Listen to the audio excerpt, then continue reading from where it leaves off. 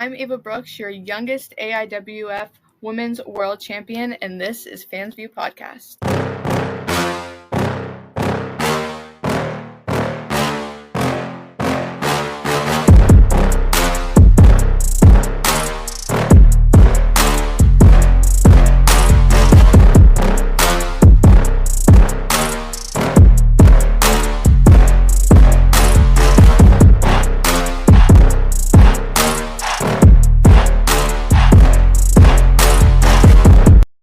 What's going on, everybody? Welcome back to another episode of the Fans View Podcast. On today's episode, I have a young up-and-comer from the Pittsburgh area that is really out there just grinding, making towns, trying to make a name for herself. I want to welcome to the Fans View Podcast, Ava Brooks. Ava, Hello. How are you doing today? I'm good. How are you? I can't complain. Like I told you before, nobody wants to hear it if I did, so... I know you're a busy lady, and I say this all the time. I'm terrible at small talk, so I'm just going to jump right into it with you. Okay. When did you first really fall in love with professional wrestling? Can you remember that moment? Yeah, so I didn't grow up with, wrestling was on in my house, but I never was like, oh, I'm going to sit down and watch WWE. That's more my brother. So I didn't really have a love for wrestling until I discovered indie wrestling first at the age of 14. Okay. And my mom takes ringside photos, so we'd go to shows that she'd be taking pictures at. I'd help set up the ring, do all that stuff. I couldn't start training until I was 16. But the match that made me fall in love with it, I want to say, I say this every time, I don't know exactly who she was facing, because it was more so a particular wrestler than it was the match itself. But it was Katie Arquette at IWC, and I was just like captivated by the way she moved, the way she hit her moves in the ring, how she made me feel. And like at that moment, I wanted to make fans feel the same thing that I did whenever I watched her move in the ring. So I love that answer. Love that. So it started there, and then couldn't train until I was 16. Can't wrestle in Pennsylvania until you're 18. Right. So I trained for 2 years, and then I just debuted last summer on my 18th birthday. Wow, you are as young as they come in the business then, huh? Yeah. So who are some of your favorites? I know you mentioned Katie Arquette. Who are some of your favorites, in the professional wrestling business, whether it be on the independents, or in eventually WWE? And who really, would you attribute Katie to inspiring you to want to be a professional wrestler?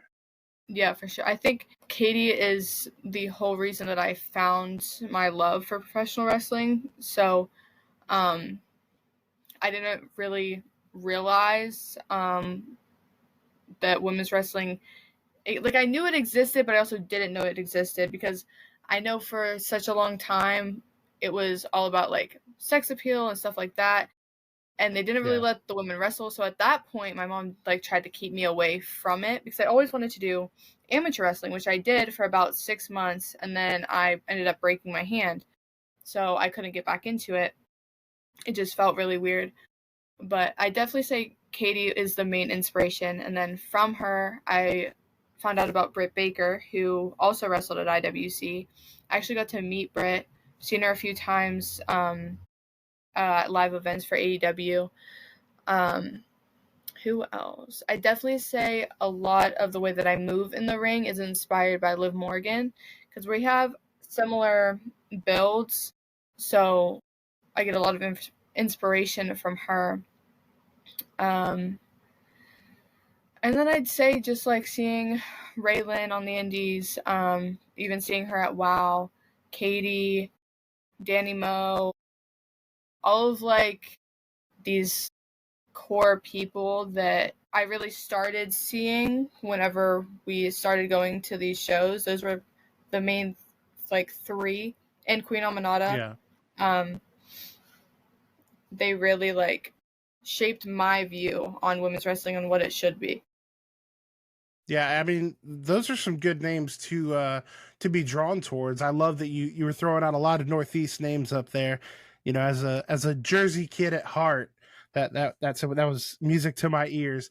And obviously Britt Baker, you being in Pennsylvania, her kind of being the face of wrestling out of Pennsylvania, these days, that seems like a natural fit. When did wrestling become something that you enjoyed as a fan from that perspective to becoming something like, this is what I want to do, with my life? This isn't just a hobby. I want to do this professionally. So before I had seen Katie at IWC, because that show is when I was like, I want to do this. And I asked my mom, and we asked around on like where I could go. Because I don't think I brought it up to my mom immediately, but I was just like, it was always in the back of my head. So by the time I was like 15,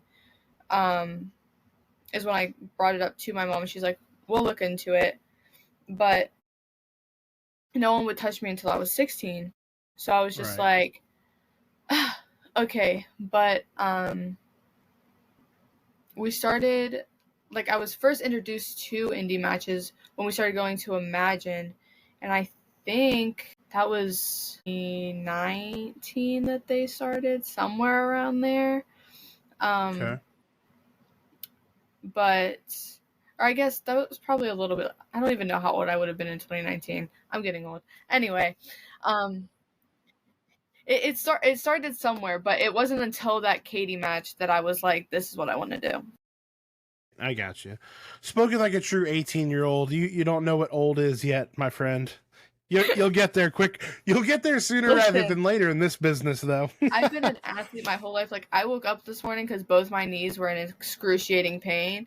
Put icy hot on them. Took some ibuprofen. I was just like, sometimes I ask myself why I do it to myself, and then I'm just like, because this is what you love. Like, like I just came back from injury. I was gone for a month and a half, and that month and a half killed me. Like, my doctor cleared me, and I was good. But I had full intentions on, like, once March hit, even if I was cleared or not, I was gonna end up wrestling. I was like, I'll just wrap it up. I can't do this. Yeah, you're gonna do okay in this business, I do believe. So I this wasn't on my sheet, but what was Mom's reaction when she found out you were serious about this? Like, was she on board? Was she like, maybe let's don't? What was her thought on it? This is like, I'll answer in like a family aspect because all of my family is involved. My brother wants to be a wrestler when he gets to that age. He'll be 14 this year. My mom does the ringside pictures. My dad refs occasionally, and we all travel together. So I have a very supportive background, which I'm so thankful for because not a lot of wrestlers have that. And at first I definitely think she was kind of just like, I don't know. Like, I don't think she thought that this is what her daughter would want to do. I don't understand why, because it went from, like, I was doing all, like, the girly sports. So I was doing basketball, volleyball, twirling, all of that. And then I quit all of it whenever I switched to online learning during COVID. And I started going to a gym where I was taking boxing, kickboxing classes, MMA classes. That's when I started wrestling. And I was like, I don't really know, like... But now I can be girly. How'd you miss it, Mom? So it's just like, but yeah, I think she definitely was probably worried at first. But at this point, I've been doing all this since I was 16 years old. And this year will be 3 years since I started training. So there's no turning back now. I like it. I love that. So you talked about how you couldn't train till you were 16 and then you were, balls to the wall. Where'd you end up training? So for the first, up until 3 months till my debut, I trained at the facility in Johnstown. Mm-hmm. And Nomad was one of my trainers. He was always trying to figure out different things for me to do. Like, a lot of the moves that I do, he taught me. And then whenever I ended up switching school, is perfected. But I ended up getting hurt 3 months before my debut. And I was like, fuck. So I'd go to all of these shows once I got cleared. I'd still do my roles and stuff when I was injured, but once I got cleared, I was going and I was helping set up all these rings. And as soon as that ring was up, I was in there training with somebody, no matter who it was. Because I was just like, I just chose not to go back to that school. Right. So I debuted with Katie Arquette, which was a full circle moment for me and still one of my favorite moments to this day. But that match was a physical test for me to see where I was with my training. And from that, we decided that I needed to find a different school. So then I started training at Rise in Uniontown with Brandon Kay, and now Glenn Spector is one of our head trainers as well. Right. So your first match was against Katie? Nice. So obviously not to dump on them, but did you just feel like the first school just you weren't getting what you needed there? Was that kind of the motivation for the move? I feel like it kind of got to a point where they taught me everything that they could to the best of their ability. I just needed something more. So I had to make that switch. That makes sense. And I'm still friends with all of them to that day. So if they're listening to this, I'm not shitting on you. I promise. Yeah, and that's what I wanted to make clear. Like, I'm not trying to shit on anybody or anything like that, because sometimes, your needs can't be met, at a certain place. And it's just time to move on. That's all. I was the only girl trainee that we had too. It was all guys. They were all over 6 foot. So it was just like, I'm 5'3". I can't do this, guys. Yeah, you're just in the land of the giants over there. What unique challenges do you think you face? Obviously, and I don't mean to be condescending, but you're a baby in the business. Obviously, you're 18 years old. What unique challenges do you think you face that maybe you wouldn't have faced had you broken into the business when you were 24? That kind of thing. I feel like I get underestimated a lot, and this actually has come up fairly recently after I won the belt. I get looked at very weirdly because people don't think that I deserve the opportunities that I have, or they think that I'm coming in with this, like, trying to just come into these promotions and replace people that they have. And they don't think that I've been in long enough, which, I mean, I've only been in, it'll be 9 months tomorrow. So in that aspect, I kind of agree with them, but it's also like I've been paying my dues since I was 14, setting up rings. So I did 4 years of setting up rings, tearing down when other people were leaving, before I even got to debut. So I feel like that's definitely been probably the hardest, but like I was talking to my boyfriend about this the other day, and I was just like, I need to realize that I'm the only person that knows the hard work that I've put in to get to where I am, and that I do deserve the opportunities that I'm getting, and that I'm good at what I do. Because everyone's like, well, do you think you're great? And I'm like, I don't think I'm great, but I think that I'm good for where I'm supposed to be. Like, again, I'm only 9 months in, right? So I'm still growing. I'm still learning, and I think I'll be learning. You never stop learning in wrestling. Like, that's not a thing. Right. But yeah, definitely winning a belt so early has definitely got me a lot of weird looks, which some of them are valid for sure. Yeah. But it's just like you don't know what I did to get here. Absolutely. It's not to mention you're not the booker. And on top of that, everybody forgets when they were greener than goose shit. Everybody has to deal with it, though. That's just the professional wrestling business in a nutshell right there. And I'm glad you mentioned your boyfriend, because that actually comes into play with my next question is, how hard is it, for you specifically to balance that? Like, have a boyfriend, have a relationship, have a family life, have a hobby, maybe have a, training regimen, work these shows on the weekend. Like, how difficult is it to balance all those things? Yeah, so I feel like my case is probably a little different than most people's. When I talk about my boyfriend or bring him up, occasionally I simply say my boyfriend. I've never once said his name in a podcast, and that's because he's a wrestler too. Okay. One of the big things that I am such a stickler on is I want to be able to go to these places. And it's not that it will happen, but I've seen it happen, so I kind of just like stay away from it. And we've both talked about this. We don't want it to end up being, oh, she only got here because he's here, or he only got there because she's there. So unless you like know us and like you pay really, really close attention, you're not gonna know. I mean, if you're on a show with the both of us, you're gonna know. But Right. yeah, it's definitely challenging because we both wrestle on the weekends. We're both in college life on top of all of that. So, I mean, we find the time somehow. We find the time. And we still find the time for our other friends and our families and stuff like that. And everything's going well. I don't really know how I do it. I think part of it might be because like having the whole multi-athlete like schedule before, I'm so used to having X, Y, and Z that I have to do. So I'm usually like drained when it comes to end of the month, but just gotta figure it out. Hey, I hear that. I respect it. That's also, you're able to do that because 18. That's why you can do it still. Yeah. we're gonna revisit this in 10, 12 years, and we're gonna see how you feel then. No, but obviously, like I said, that has to be. Would you say that's one of the most difficult parts of being an independent wrestler, is finding that home/wrestling balance? Yeah, for sure. Because especially right now, like I'm gone every weekend.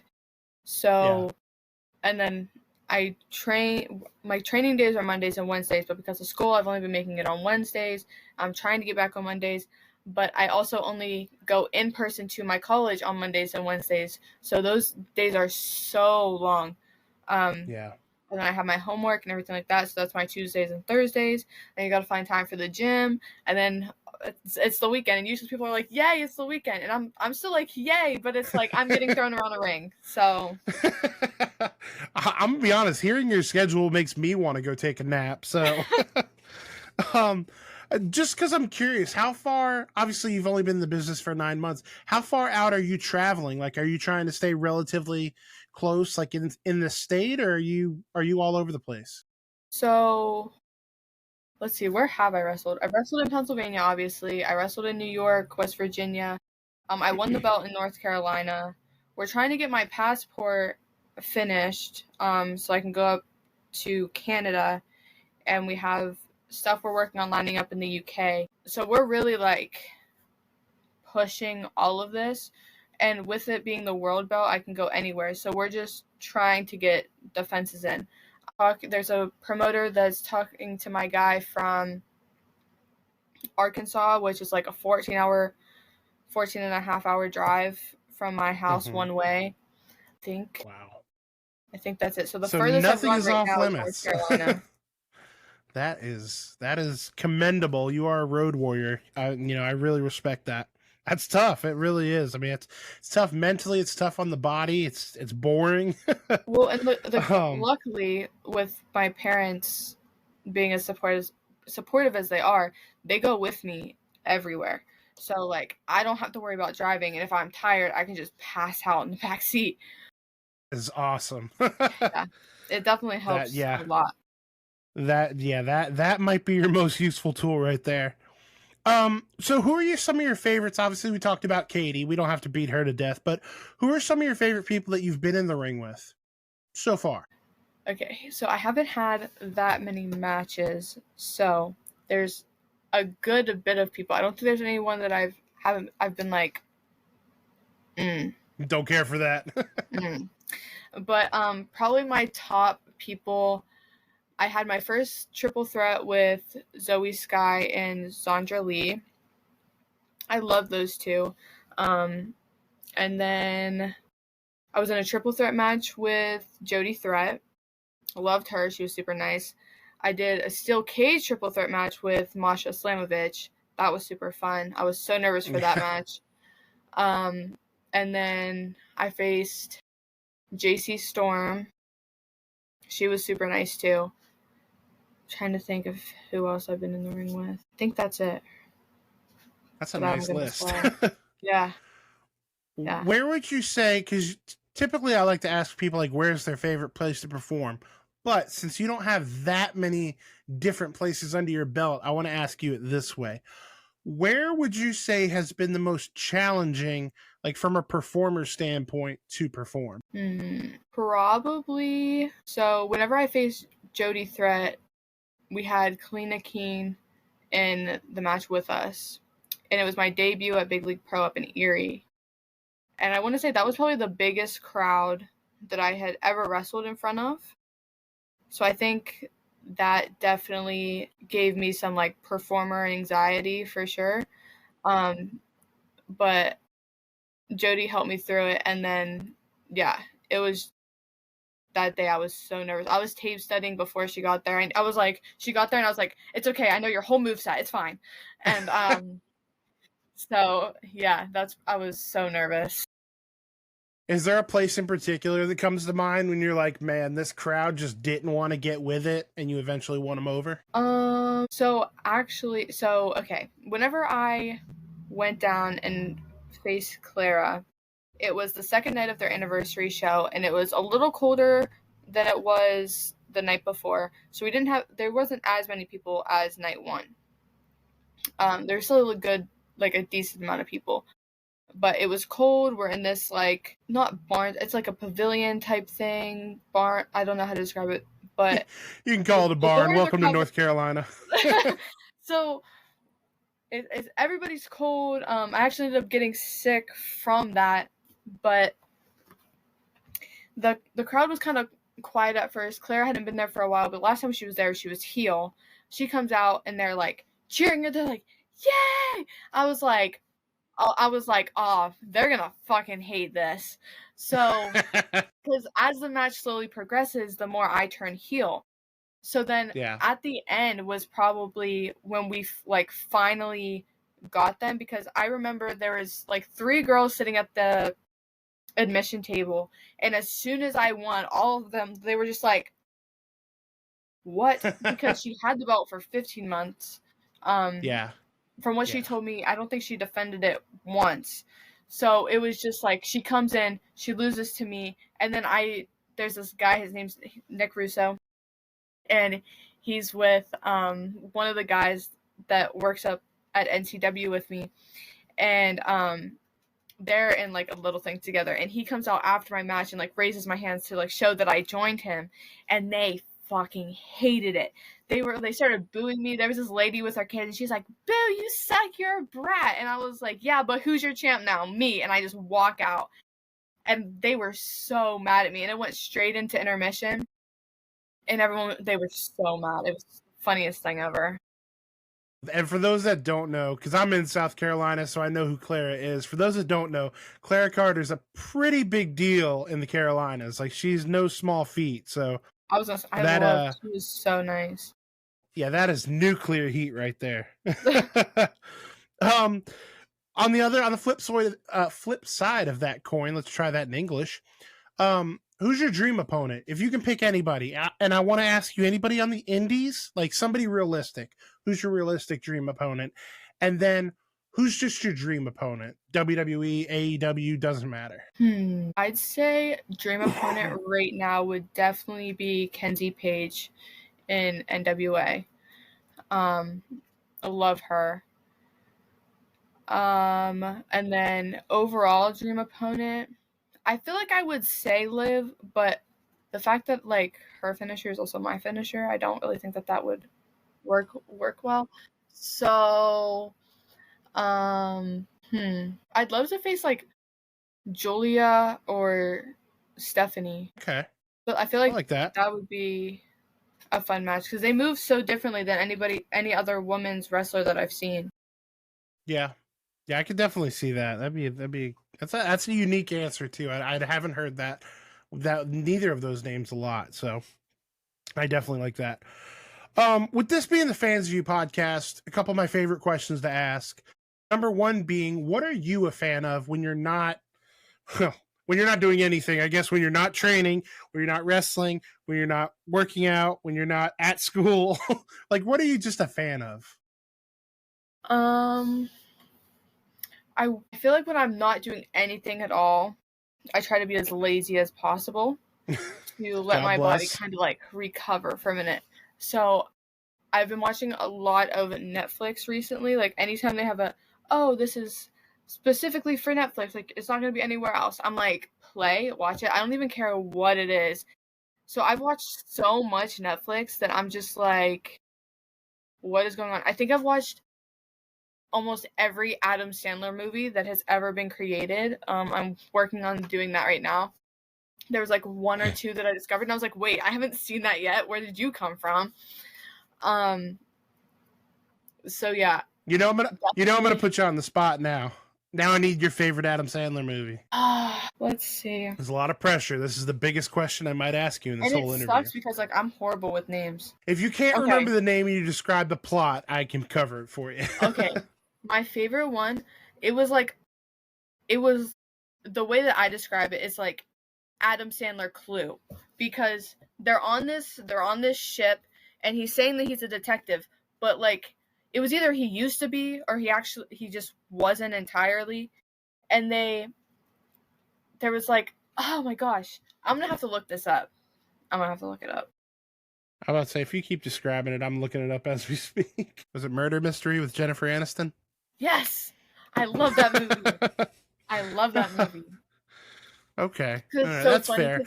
Because I'm like, okay, if anyone hasn't seen this movie, I'm sorry, I'm about to spoil it. But like at the end, when they find out it's the girl, they're like, oh my god, there's no way that it could have been her. And I'm like, bro, I could have told you that at the beginning. The most unlikely one to do it is the one who did it. Always. See? Can't work a worker. Can't work. Can't work a worker. So what's the last thing you watched on Netflix? I guess that'll round out this question. It was the most random thing. So it's called a movie. I just watched it today. It's like an hour and 40 minutes, and it's called How to Be Single. It is the funniest. Oh, yes. Yes, good movie. It was so funny to watch. Like, because I'm just like... That's the one with Rebel Wilson and Dakota Johnson in it, right? I think so, yeah. Yeah. Because, oh my gosh, it just keeps going, and I was like... And the movie says that it's rated R, but I'm like, I've seen way worse that's rated PG-13. I don't understand how this movie's rated R, but whatever.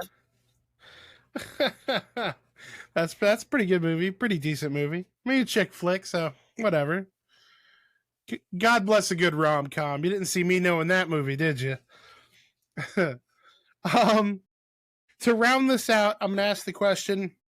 It's my favorite question to ask everybody. And you can be as deep, you can be a philosopher with this one, or you can be shallow. But the question is, what does success mean to you at this stage, not only of your career, but in your life? What does success mean to you? I feel, obviously, everybody has their own answer to this. That's why you ask it. But one thing that I've learned for myself is, like, obviously talking about my schedule, it can become very overwhelming, right? So I take success at a day at a time. So whenever I like lay my head down for the night and I go to bed, I'm like, okay, I was successful today. And what I mean by that is I got up, I did what I had to do, and I know that I did it like with 100% of my energy. I gave everything into what I had. Even if that's a lazy day and I'm like, yeah, I just watched TV. I just watched TV like that. I went all in, just finished a whole season. Okay, you were successful today with your lazy day. Yeah. Like whenever I was adjusting to the wrestling schedule and the school schedule, because originally I was going to take a gap year and just focus on wrestling so I wasn't so overwhelmed. And then I decided, I was just like, I'm just going to get school out of the way because I want to be done with it. Because I was never a school person. Right. So, yeah, every day is different. Whenever I have school, as long as I finish school, I get all my homework done. It's a successful day. Do a match. As long as I don't get hurt, everything goes well. It was a successful day. So, yeah, when I think of success, I think of one day at a time until I will meet my overall goal. But if I think about what I'm trying to reach through all of this, so like get to WWE and get in front of those people, that idea alone can get pretty overwhelming, putting that amount of Right. pressure on yourself and that stress. So just taking it a day at a time, working on what you have to do that day. And not every day is going to be a successful day, and that's fine. But then you just work harder tomorrow. I really like that answer. No one has ever broken it down to, just one foot in front of the other every day. Little success here, and they're going to stack up by the end of the day, end of the week, end of the month. So I really enjoy that approach. Ava, this has been wonderful to have you on. Obviously we've been trying to get this going for a couple months and your schedule has just not allowed it. So I am so glad we could have you on. Hopefully this is the first of many appearances on here. I know we got something cooking that we can't really talk about just yet, but just know, folks, there's some stuff in the works. So hopefully Ava will be a regular. I just messaged Austin actually, and I dropped the announcement today because he wanted me to drop a promo about it. So it's on my Instagram right now. Okay. Well, then there we go, folks. Go check out her Instagram, and you'll see what we have in the works going on here. And that's a perfect. You are the segue queen. Let me just tell you, you're going to go far in this business. My next question for you was, where can people get a hold of you? Where can people, talk a little shit to you? Where can promoters get a hold of you? All that fun stuff. Official Ava Brooks on everything. And I always say, if you can't find me on something for some reason, I tried it the other day. If you go to Google and you put Ava Brooks Professional Wrestling, my Facebook and Instagram, and I think my Twitter also, will immediately, or X, will immediately show up. And then I'm pretty sure in all of my bios I have my link tree, and you can go to that. And then in my Instagram is the email. But if you're a new promoter that I've never worked with before, I'm probably going to send you to, his name's Nick Russo, because he's handling all of my out-of-state, unless I've dealt with you before, obviously, right. My out-of-state bookings because of the belt. So, yeah. Okay. But you are willing to travel, so promoters know you're down to travel. You're not exclusive to the Northeast. Well, like I said, Ava, I have had so much fun talking to you today. I really hope this is the first of many, many appearances that you have on the show, and your first of many championships, and your first of many, many other things. Because like I said, you are a baby in this business, but you're out there making your name for yourself. And we at the Fans View, and I can speak for Austin at Wild Side Wrestling Podcast, we are all behind you. And with that, like I said, I want to thank you guys. Make sure you go hit her on Instagram, X, book her, give Ava some love, get her some bookings, put a little money in her pocket, and just go out and support her. With that said, guys, until the next time, most importantly of all, make sure to go home, call your mom. We'll see you on the next episode. I'm Ava Brooks, your youngest AIWF Women's World Champion, and this is Fans View Podcast. If you haven't liked or subscribed, you're going to be joking me.